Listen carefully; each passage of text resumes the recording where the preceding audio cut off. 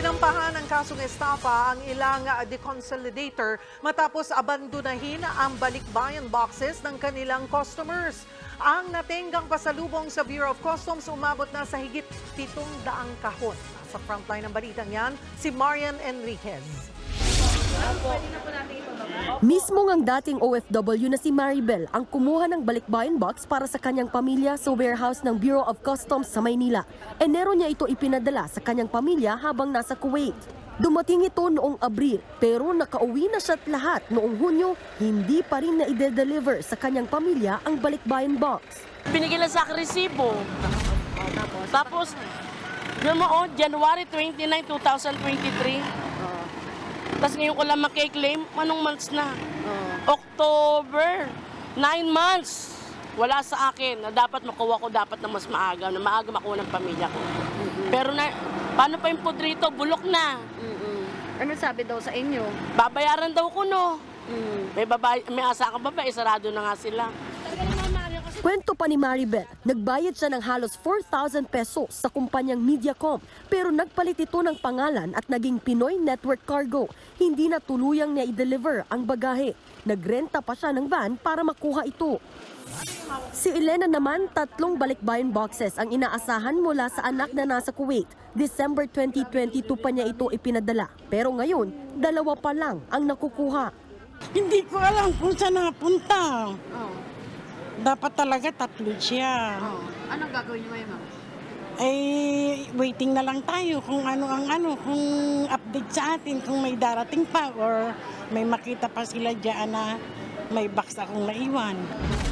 Sa ngayon, sariling pick-up muna ang mga kaanak ng OFW sa mga pinayagan ng kuhaing bagahe. Meron pang mga boxes na ang address ay Visayas at Mindanao, bagay na i-coordinate ng Bureau of Customs kung paano ito maipadadala. Nasa 750 na mga balikbayan boxes ang nandirito ngayon sa isang warehouse sa may Santa Ana, Manila. At karamihan ng mga ito, bandang February o March pa dumating dito sa Pilipinas. Ang nakababahala pa, ayon sa customs, nasa 21 containers o nasa 5,000 na mga balikbayan boxes pa ang nakatenga sa Manila International Container Port. Ayon sa BOC, lumang modus na raw talaga ito ng mga consolidator sa ibang bansa. Kukolekta ho sila, alam nyo, sobrang baba. Nagpapababaan ho sila sa abroad. Na very unrealistic na ho yung presyo para i-process talaga yung box. Tapos ang gagawin ho nila, kukunin lang yung pera, hindi talaga ho nila ipoprocess. Worse, hindi ho nila pinapadala yung containers. Or ipapadala nila sa Pilipinas, tapos bahala na. Ang problema, kapag nahuli, magpapalit lang ng pangalan ng kumpanya at patuloy sa modus. Sabi naman ng BOC, nakapagsampa na sila ng kasong estafa sa 11 lokal na kumpanya o deconsolidator. Dahil sa nabistong modus, maghihigpit na raw ang BOC. May registration process na po sila ngayon. Pwede na po natin silang i-blacklist para hindi na sila maka-operate dito kung may mga ganitong kaso. 1 hit lang po. At saka ho magpa-file na po sila ng performance ban. Para ho kung sakaling magloko sila, hindi ho maiipit yung mga nagbayad na mga tao. Bilang tulong naman sa mga OFW, maglalabas ang BOC ng update sa Bayani app at kung saan real-time nang maitatrack ang mga ipinadalang balikbayan boxes.